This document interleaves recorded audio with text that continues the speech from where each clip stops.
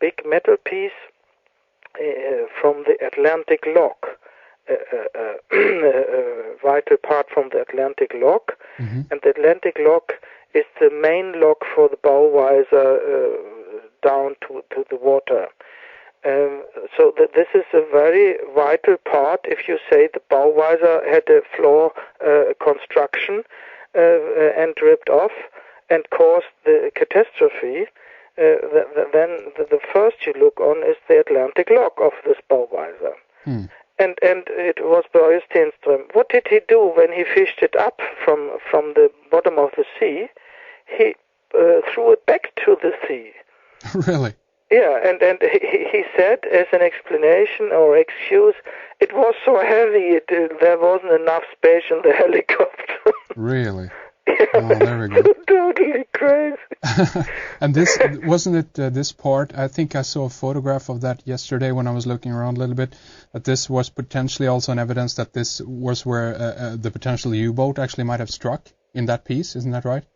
No. No, okay. No, that had nothing to do with each other. Okay. Because the Atlantic lock is the lock, the lowest lock, the biggest lock for the visor, and the U-boat, the submarine that probably sank or struck and made a hole in the hull, it made it below the waterline. Yes, okay. The Atlantic lock is only about the level of the waterline, but not below. I see.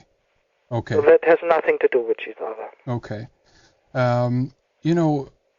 There is. I'm thinking if we should talk a little bit about some of the top players in this network that we were talking about in the movie Baltic Storm. There's one guy played by Donald Sutherland. Do you have? Was that kind of conscious in a way? Which one is he portraying, so to speak? Is that just a military general or something like that? Yeah, we wanted to have him in the beginning a general in the Pentagon. Yes. But then he had for his next role to bear a beard. And we said we have never seen an American general with such a beard. Really? So we can't make him as a general. Right. So we made him as not military ranking person in the Defense Department in Washington. Yes, I see. And there are some kind of hints, if you will, in the flashing by in the background. There are pictures of George Bush, the elder, as it were, together with, I think it's Colin Powell, right? That's big players within this network, correct? Yeah. This is indicating that the masterminders for the cover-up are coming from the United States. Yes. And that the center of the power is to have such a global cover-up.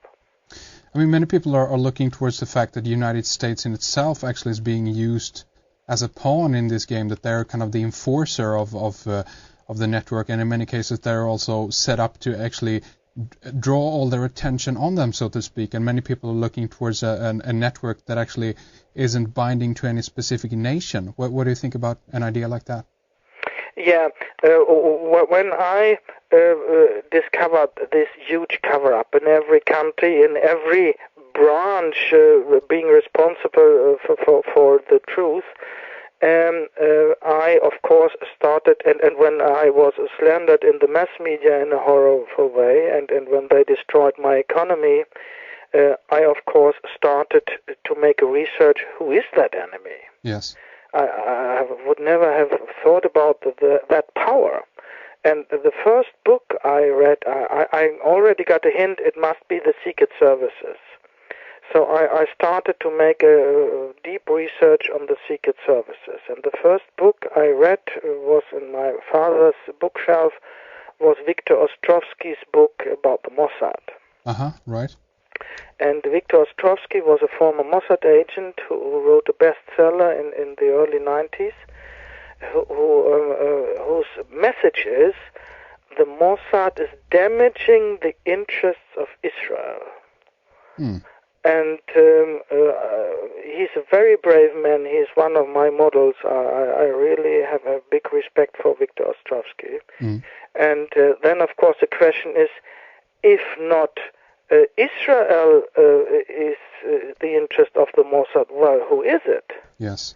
He can't answer that, but then I soon got from this a guy who was a former member of the Swedish military secret service the books of David Icke. Yes. And they opened my eyes. And he has at several places the indications that the Mossad is run by the Rothschilds. Yes. And they have totally different interests than Israel. They want to sacrifice Israel. Yes, so I've heard. And this Viktor Ostrovsky detected, and this made a start from the research on the secret services, where I found out that there is a hierarchy like in a pyramid, and the highest ranking service is the Mossad, the Israeli, above the British, the second level, and then the Russian and American comes on the part at the third level, which is very interesting. How is it possible that a tiny country like Israel suddenly can come up in this mighty power? And this is only possible if others are pulling the strings. And then if you proceed to make a research, you found this Illuminati, this secret society found from Weishaupt in the 1st May of 1776 yes. In Bavaria, and which is still alive and active. And there you come on a global level to a network which is able to pull the strings on 9/11, 7/7 or the Estonia. Yes, indeed. And I mean this also the fact that many arrows points towards Israel, of course. I mean that the Zionist movement in that regard has its tentacles in many countries, and this is yes. Much as part of the British Empire, as it were, as it is with the American, on all the money that's coming from these countries into that small country, and there's a fascinating story there. But I think one interesting point that you do mention is the fact that this is all these kind of different agencies and so forth that we can look at and which does have names are kind of enforcers of this, and above that it's that all alluding, the eye at the top of the pyramid. It's difficult for us to actually appear behind that the light, as it were, of that eye and actually see who's behind there. But you mentioned the Rothschilds, of course, powerful family. The most powerful in the world. Yes. Do you think richest in the world? Do you think there's others as well? Controlling. Yeah, the Rockefellers are second place, I think. Mm-hmm. And all those families who own Federal Reserve. The Federal Reserve is not state-owned in America, but privately owned. The Warburgs are playing a vital role, and those families, that is very interesting, play those roles over generations and generations. Yes.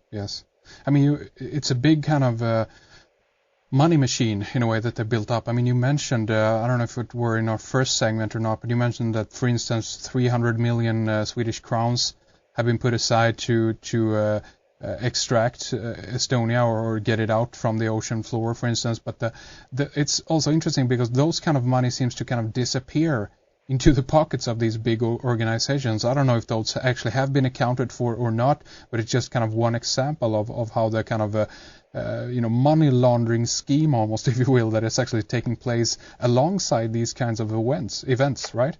Yeah, if the Illuminati want, they always get money for their projects. Yeah, there you go. Yeah, exactly. Well, the problem is that they print the money, right? So it's no problem for them, I guess. Exactly. Yeah. This is also another scam, how our money is controlled and made, and that's why we have the big crisis now. Yes. But that's another theme. It is. I mean, if we talk a little more about you here, have you been, threatened in that regard for the information that you're revealing in any way? And you mentioned that you've been discredited awfully a lot in the media. Has that died down, or are you still having difficulty, working on stories like these, or even working within law anymore? No, it has calmed down as the whole case has calmed down. It was very intense, until Baltic Storm, and after that it calmed down more and more. Yes. So just now it's nothing. Because it's not on the official agenda. Yeah, exactly. Well, that's very good. I'm glad to hear that. And I mean, how is it? Do you think to have a kind of a mindset, if you will, like this? You're obviously awakened, as it were, to the global conspiracy that obviously is going on. And how is it to work within law and at the same time have this kind of knowledge? Must be a very difficult kind of position to be in, right? Yeah, I have to emphasize when I started law and when I started with the Estonia case, I had no idea of all those conspiracy theories and practice. It was the Estonia case opening my eyes. Yes. And that's right. It is horrible to see that the highest courts are not working in a proper way in almost every country. And we could improve the democracy by that way that we have really independent judges on the highest positions. Yes, but that's not the case right now. No, not at all. Not at all. The Illuminati control the courts, the highest courts, of course, as they control everything else. Yes. So, and that's a big kind of. It's a big player, if you will, the entire law system, how they manage to keep that, Calden, how they manage to keep that controlled, so to speak. I mean, they always build up pyramids, power pyramids, so that they only have to control the top, and then everything else is following. And in the legal system, you have 3 levels usually.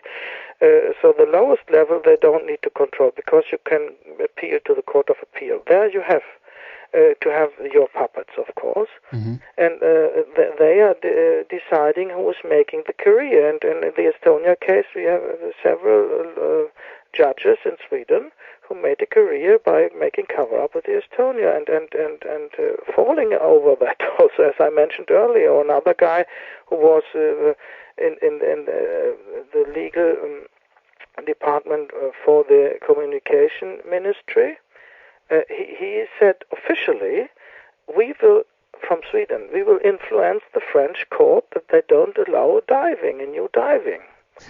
And I made a letter to all the members of parliament in Sweden and said, hey, what's going on here? That's not democracy. You are not allowed to influence a court, especially not a foreign court. Yes. And shortly after that, he got sacked and got one of the highest judge positions in Sweden. Yes. And there you clearly see on those 2 cases how they point out the highest judges because they are puppets and then they can steer what they are doing. Yeah. And in Sweden, the highest court, Högsta domstolen, they have only 19 judges. That is not enough. Most of them are very good. But almost no case is coming up to them because they are so tiny. Yes. And then most of those guys spend more than half of their working time with making other things, private arbitration, and not the work they should do. And in that way, you also control it because nothing comes to them, and they can't give the influence. You're right. So they're honest, and they're in a position to make these big, judgments. Then, but as you say, that they never get a chance to do it because, none of the cases rise up to that level, so to speak. Yeah, and the Court of Appeals, there you have your puppets, and nothing is happening that is damaging the system. Yes. How about? I mean, I've heard before that the law system, many judges, lawyers, and so forth, actually are members of many secret societies, Freemasons or otherwise. Do you have any kind of evidence for that at all? Well, not so much actually, especially not in Sweden, because the Swedish Freemasonry system is not the Scottish Rite, but the Johannes Rite, and they are just below the surface. The Illuminati often work with secret societies sleeping or going underneath for several hundred years to get awakened after that and so on. And the Swedish Freemasonry is not very influential just now, so there I couldn't